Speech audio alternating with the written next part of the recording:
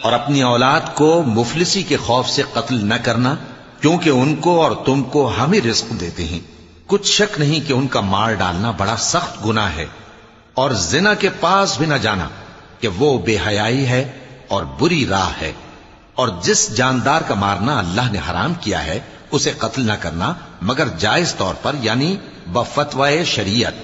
اور جو شخص ظلم سے قتل کیا جائے، ہم نے اس کے وارث کو اختیار دیا ہے کہ ظالم قاتل سے بدلہ لے، تو اس کو چاہیے کہ قتل کے قصاص میں زیادتی نہ کرے، کہ وہ منصور و فتح یاب ہے۔